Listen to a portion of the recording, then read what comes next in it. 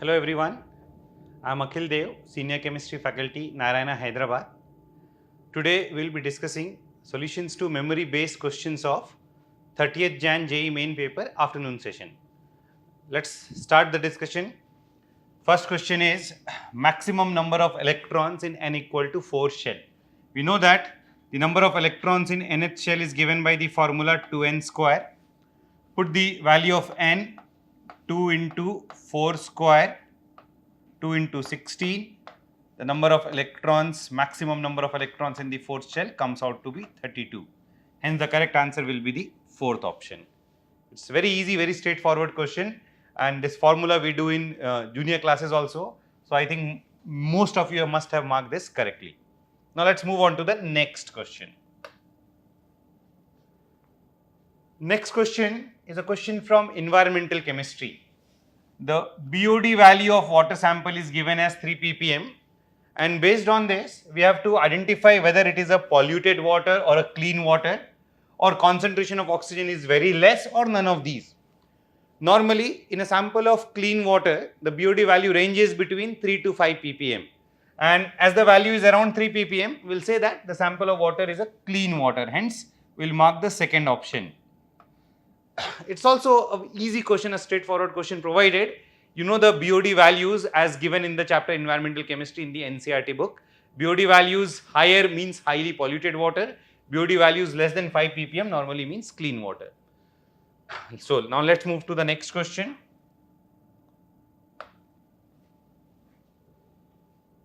Now this question is regarding solubility of chlorides in an organic solvent. These chlorides, apart from beryllium, potassium, calcium, magnesium, these are the 4 elements given. Potassium and calcium chlorides are predominantly ionic. They will be very less soluble in organic solvents. Ionic compounds are more soluble in water and polar solvents. Magnesium chloride has some covalent character, but magnesium chloride is also predominantly ionic. Talking about beryllium chloride is a covalent compound, and covalent compounds are found to be soluble in organic solvents. Therefore, which chloride will be most soluble in organic solvent? It must be the beryllium chloride. Beryllium chloride is a covalent compound, will be soluble in organic solvents, hence we will mark the first option. We can also solve this question logically by applying the Fajan's rules. More charge means more covalent character, smaller size means more covalent character. Beryllium plus 2, calcium plus 2, magnesium plus 2. Beryllium, calcium, magnesium have plus 2 charge, potassium has plus 1 charge. More charge is present on beryllium, and beryllium is the smallest of all these. Therefore, beryllium plus 2 will have the maximum covalent character. Beryllium chlorides will be having maximum solubility in the organic solvents. Fine, understood? Now let's move on to the next question. Next question, again an easy question, not very difficult, straightforward question. Order of bond strength of hydrides of group 16, oxygen, sulfur, selenium, tellurium. These are all hydrides of group 16. It's a very straightforward question. Down the group, as the atomic size will increase, the bond with hydrogen becomes weaker. So H2O will have the highest bond strength. From H2O to H2S, H2S to H2SE, H2SE to H2T, bond strength will decrease. The correct order of bond strength will be H2O more than H2S, more than H2SE, more than H2T. As the size of the atom will increase, the bond with hydrogen will become longer and weaker. The strongest bond is hydrogen-oxygen bond, weakest bond is hydrogen-tellurium bond. I hope everybody has marked this correct also. Now let's move to the next question. This is a question from GOC. The order of acidic strength of following compound. These are all phenols and substituted phenols having substituents at para position. We'll compare the acidic strength by the effect of these substituents. OCH3 we know that is a plus M group. Plus M group decreases the acidic strength.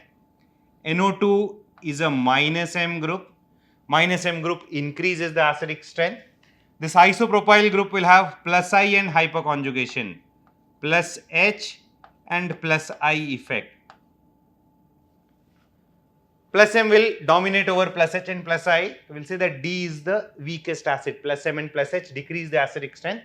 We will say that C is the strongest acid. Overall order will become C greater than A, greater than B, greater than D. D will be the weakest acid. CABD, which option? Will mark the second option. Fine, understood? So these are all logical questions. If you have done the concepts well, thoroughly, you will be able to solve these questions. Now talking about the next question, it's a question from coordination chemistry from the shapes of complexes CONH3 whole 3 Cl3. It is a complex of type Ma3B3. Ma3B3 type complex can exist in two geometrical isomeric forms. It can exist in the facial form as well as the meridional form. Let me draw the two forms. Cobalt bonded to 3 chlorine and 3 ammonia. It's an octahedral complex. Cobalt bonded to 3 chlorine. All the 3 chlorines may be perpendicular to each other, resulting in chlorine-chlorine bond angles of only 90 degree. And all ammonia will also be perpendicular to each other. This is the facial isomer, also called the cis isomer. So chlorine-chlorine bond angle, chlorine-cobalt, chlorine bond angles are 90 degree here. Another isomer that is possible is the meridional isomer. This is the facial isomer. Another isomer that is possible is the meridional isomer, in which we can have chlorine and chlorine opposite to each other also. And this will be the meridional isomer. And in this meridional isomer, the chlorine-chlorine bond angles may be 180 degree also. So in addition to 90 degree, another possible bond angle for chlorine-cobalt bond is 180 degree. The possible bond angles can be 90 degree or 180 degree. Which answer will mark? Will mark the second option. The Cl-CO-Cl bond angle. Cl-CO-Cl bond angle can be 90 degree. The Cl-CO-Cl bond angle can be 180 degree. We will mark the option second. The possible bond angles are 90 and 180 degree. Now let's move to the next question. Decreasing order of stability of the following compounds. Again, we can consider this as a question from GOC, stability of the carbocations. We'll compare the stability of the carbocations from resonance and other effects. It is clear that if you look at the B option, the lone pair of nitrogen takes part in conjugation with the pi bond, which is in conjugation with the positive charge. The lone pair plus M stabilizes the carbocation. If you look at the D option, in the D option also, the lone pair of nitrogen is stabilizing the positive charge. So in both B and D, the plus M of lone pair of nitrogen stabilizes the positive charge. So both B and D will be more stable than A and C. In A and C, we can see that the lone pair of nitrogen is not in conjugation with the positive charge. Lone pair of nitrogen cannot take part in conjugation with the positive charge. Although it is in conjugation with the pi bond in C, the lone pair cannot take part in any conjugation in A.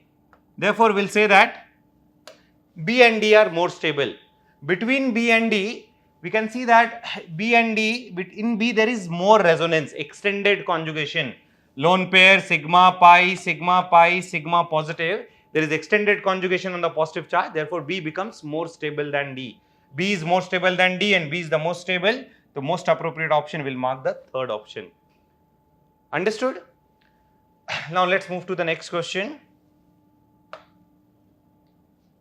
Which of the following is the correct order of SN1 reaction? We can consider this as a question from alkyl halides chapter, alkyl and aryl halides chapter, but it is also based on SN1 reaction reactivity based on stability of carbocation. We can say that rate of SN1 proportional to stability of carbocation.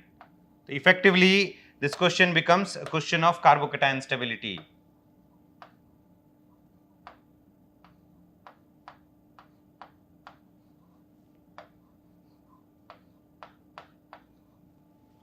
Now we can form the carbocations. All of these options will form benzylic carbocation. We can get a plus charge here. Chlorine will ionize, we'll get a benzylic carbocation, and we'll compare the effect of the substituents here. NH2 is a plus M group, will stabilize the carbocation.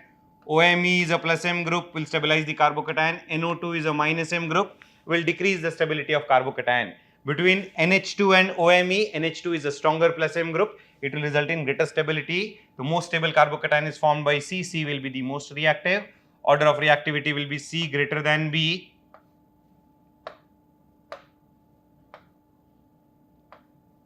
greater than, between A and D, A will become less reactive because of minus M effect. Minus M effect will decrease the stability of carbocation. Order becomes C greater than B, greater than D, greater than A. C, B, D, A. Which option will mark? Will mark the second option, C, B, D, A. I hope it's clear to everyone. Now let's move to the next question. Next question from electrochemistry regarding lead storage battery. Not exactly from electrochemistry. We have to find the temperature at which liquid will freeze. The concentration of H2SO4 is given. It's basically a question from the chapter solutions and colligative properties. The value of Van't Hoff factor is given. The value of the Kf is also given. We'll directly apply the formula delta Tf is equal to I into Kf into M. Value of I is given. I is 2.67. Value of Kf is given. Molar depression constant, it is 1.86. Value of molality. Molality, M is molality. Molality will find from the concentration in weight by weight. Weight by weight, 38% weight by weight H2SO4 means 38 gram H2SO4 in 100 gram solution. 38 grams in 100 gram solution means remaining 62 grams will be water. So 38 grams of H2SO4, moles will be 38 by 98 divided by mass of water will be 62 into 1000 will give us the value of molality. So this entire term will give us the value of molality of the solution. If we solve it, we'll get the value as around 31.06. So depression in freezing point has a value of 31.06. Therefore, the freezing point of this solution will be around minus 31. The solution will freeze most likely at minus 31 degrees Celsius. Correct answer will be the second option. A little bit of calculations involved. We need to calculate and little bit of time taking question. Not very straightforward, but still directly formula based question. The students are expected to solve this.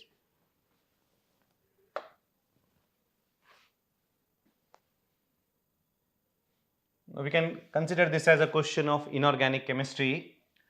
KMnO4 is an oxidizing agent. It can act as an oxidizing agent in both acidic and neutral mediums. It oxidizes I minus in acidic and neutral medium to which forms? We know that I minus in acidic medium is oxidized to I2. In acidic medium, it will be oxidized to I2. In neutral and weakly alkaline solutions, I minus is oxidized to IO3 minus. So most likely answer will be I2 and IO3 minus. Respectively, we have to mark acidic and neutral medium, I2 and IO3 minus will mark the fourth option. Correct answer will be the fourth option.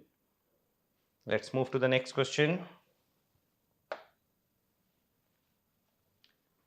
Which of the following equation is correct? Again a question from inorganic chemistry, S block chapter, decomposition of nitrates. Actually, these are all thermal decomposition of nitrates. Lithium shows properties similar to magnesium. Lithium shows diagonal relationship. Lithium nitrate decomposition is different from other alkali metal nitrates. Normally, alkali metal nitrates give this decomposition where alkali metal nitrates decompose to give nitrite and oxygen, but this reaction is shown by sodium, potassium, rubidium and cesium, not given by lithium. Lithium nitrates decomposes similar to magnesium nitrate. It decomposes to give oxide, NO2 and O2. NO2 gas is evolved on decomposition of lithium nitrate. This reaction is similar to decomposition of magnesium nitrate. Other alkali metal nitrates will decompose as per the second reaction. Lithium nitrate will decompose to form lithium oxide, NO2 and O2. Now let's move to the next question. Now this is again a question from coordination chemistry where we have to match the complexes given in list 1 with the correct hybridizations given in the list 2. NiCO whole 4, nickel in 0 oxidation state. It will have a D10 configuration, D subshell is fully filled. Only possible hybridization for coordination number 4 is sp3. NiCO whole 4 is sp3. We'll write the hybridization of NiCO whole 4. NiCO whole 4 is sp3. NiCN whole 4 2 minus. This is nickel 2 plus, nickel 2 plus, nickel in D8 configuration. Cyanide is a strong ligand. It will favor formation of a square planar complex. Square planar complex hybridization will be DsP2. Then next CuH2O whole 6 2 plus Copper 2 plus is in D9 configuration. D9 configuration, whether the ligand is a strong ligand or a weak ligand, octahedral complexes will always be outer orbital complexes. Hybridization will be sp3d2. And FeCN whole 6 4 minus Fe2 plus ion, Fe2 plus ion 3d6 configuration. Cyanide is a strong ligand. Strong ligand will favor formation of inner orbital complex in d6 configuration. FeCN whole 6 octahedral complex, hybridization will be d2sp3. So correct match will be A matches with 1, A matches with 1, B matches with dsp2, B matches with 4, C matches with sp3d2, C matches with 2, and D matches with d2sp3, D matches with 3. 1 4 2 3, 1 4 2 3 will mark the first option. Understood? Let's move to the next question. Now this is a question from chemistry in everyday life regarding antihistamines, anti-allergics and antacids. Antihistamines prevent the secretion of acid in stomach. This is the statement 1. Normally, the commonly used antihistamines, Seldane, Cimetep, they work on receptors present in the respiratory system and they are used as anti-allergics and they have no action on the secretion of acid in stomach. So this statement is not correct. Antihistamines, normally they do not have any action on the secretion of acid in the stomach. They work on receptors present in the bronchi and the respiratory system. Now talking about the statement 2. Antihistamines are mostly anti-allergics. Now talking about statement 2, anti-allergics and antacids. Anti-allergics work on receptors present in the respiratory system, present in the bronchi. Antacid work on the receptors present in the digestive system, present in the gut, present in the stomach. They do not work on the same receptors, so this statement is also wrong. So both are incorrect. Correct answer will be the fourth option. This question based on chemistry in everyday life. I will say that this is an easier question where the question is not based on the structures, complicated structures. It's a conceptual question based on the concepts given in the chapter chemistry in everyday life. Now let's move to the next question. Question based on metallurgy, conceptual question. Hall-Héroult process. Hall-Héroult process is the electrolytic reduction of alumina, molten alumina. Alumina has very high melting point. To reduce the melting point, we often mix fluorspar and chloride. So mixing of CaF2 and Na3AlF6 decreases the melting point of alumina, decreases the melting point of Al2O3. Statement 1 is very much correct. And looking at the statement 2, it's talking about electrolytic refining. Electrolytic refining of metals, normally at anode we take the impure metal, at cathode pure metal is obtained. So this statement is wrong. They are saying that anode is pure and cathode is impure. This statement is wrong. Normally impure metal is taken at the anode, pure metal gets deposited at cathode. So we'll say that statement 1 is true and statement 2 is false. Statement 1 is correct, statement 2 is incorrect. Correct answer will be the second option. Understood? Now, next question. Let's move to the next question. Nessler's reagent. Where do we use Nessler's reagent? It's an important laboratory reagent often used in detection of ammonia and ammonium ions, and it is formed by mixing excess of Ki2 HgI2. The reagent is K2HgI4. Actually, the reagent is alkaline K2HgI4. The most appropriate option will mark the first option. It gives a brown coloration in presence of ammonia or ammonium ions. Now, boric acid and BF3, again a question from inorganic chemistry P block we can say, or we can also call it as a question from chemical bonding. Boric acid BOH whole thrice. Boric acid BOH whole thrice has a hexagonal layered structure in which boric acid molecules are interlinked by hydrogen bonds, because of which boric acid exists as a solid, whereas BF3 cannot form hydrogen bonds. BF3 exists as a gas. So most appropriate answer will be hydrogen bonding is present in boric acid. There is no hydrogen bonding present in BF3. Therefore, BF3 will exist as a gas, will have lower melting point, boiling point. Boric acid will have higher melting points and boiling points. Fine. Moving on to the next question. Now, this is a question from electrochemistry. Electrochemistry, little bit of calculations involved, not very difficult calculations. calculation of E cell. We have to calculate the E cell. We'll apply the Nernst equation. We apply the Nernst equation. We write E is equal to E naught minus 2.303 RT by F, 0.06 by N. If you write the cell reaction for this, at anode oxidation will take place, at cathode reduction will take place. The cell reaction can be written as X plus Y2 plus, giving X2 plus Y. This is oxidation, anode, this is reduction, cathode.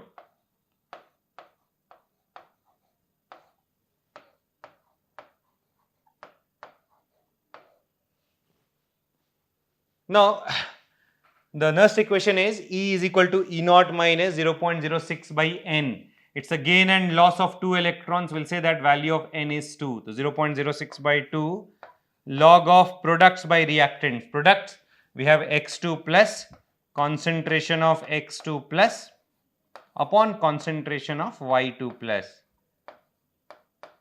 We'll just put the values. How to calculate E naught?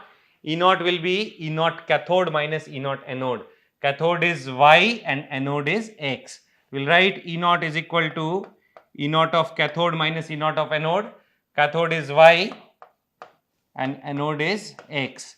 Both are reduction potentials. It will be 0.34 minus of minus 0.76. We can also guess the electrodes here. 0.34 is the copper electrode, 0.76 is the zinc electrode. This comes out to be 1.1 volt. Now we'll put the value of E naught in the above expression in the Nernst equation. Putting the value of E naught, we'll get, let me solve it here. We'll get E is equal to E naught value 1.10 minus 0.06 by 2, we'll get it as 0.03 log of products by reactants, concentration of X2 plus upon Y2 plus. What is the X2 plus concentration? 10 to the power minus 3. What is the Y2 plus concentration? Y2 plus concentration is 10 to the power minus 2. If we solve it, this comes out to be 10 to the power minus 1. Log of 10 to the power minus 1 will be minus 1, 1.10 minus 0.03 into minus 1. This will be equal to 1.10. 1 minute. We can write 1.10 plus 0.03 is equal to 1.13 volts. Now we have to calculate if E cell is equal to T, this is equal to T. Find the value of 5T.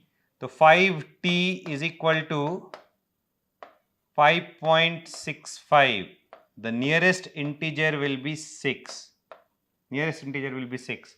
Find 5T. The nearest integer is 6. So answer to this question will be 6. It's a numerical value type question.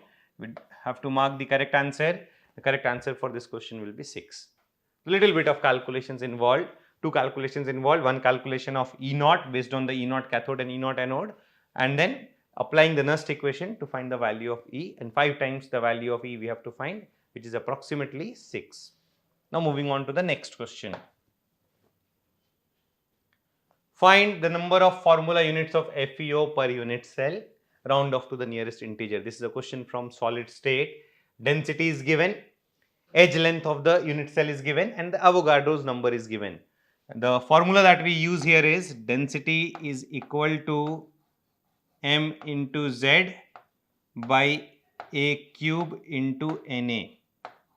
M into z by a cube into Na. What we have to find? The number of formula units of FeO per unit cell. That means we have to find the value of z. So z is to be calculated. So z is equal to, we'll get density into a cube into Na upon the molar mass. Let us put the values. Density given as 4 grams per centimeter cube. We'll use proper units. Density grams per centimeter cube. We'll take the value of A also. A is given as 5 angstrom. we'll take it in centimeters. 5 into 10 to the power minus 8. 1 angstrom is 10 to the power minus 8 centimeters. Into Avogadro's number, 6 into 10 to the power 23 divided by the molar mass, that is equal to 56 plus 16. 56 plus 16, we'll write it as 72. We'll write the molar mass of FeO as 72. Now we'll just need to solve this. This will be 4 into 5 cube. 5 cube is 125. 4 into 125 into 6. And then this is 10 to the power minus 24 and this is 10 to the power 23. This becomes 10 to the power minus 1 upon 72. This is 12. 1 by 12, 4 into 125, we can write it as 500.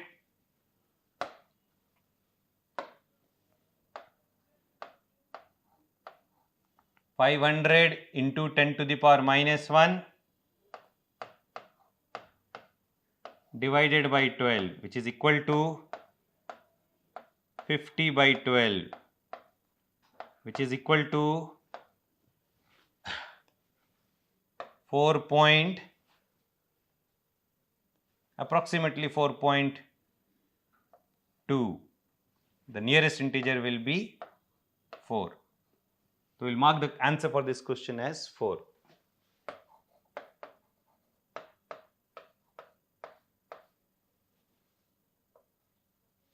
The number of formula units of FeO per unit cell will be 4. So, little bit of calculations involved.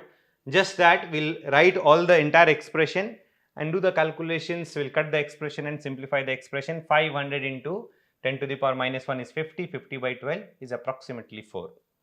Now moving on to the next question. This is a question from chemical kinetics.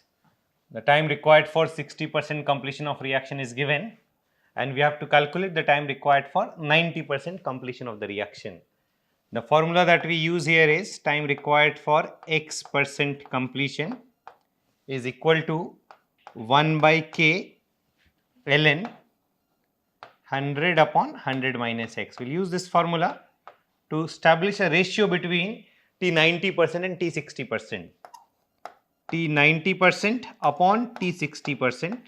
When you find out this ratio, the constant, rate constant will be cancelled out. 1 by k will be cancelled out. We'll get ln 100 upon 100 minus 90, that is 10, upon ln 100 upon 100 minus 60, that is 40. So, this comes out to be equal to ln 10 upon ln 10 by 4. The ratio of ln can be taken as equal to ratio of log. This is equal to log 10 upon log 10 by 4.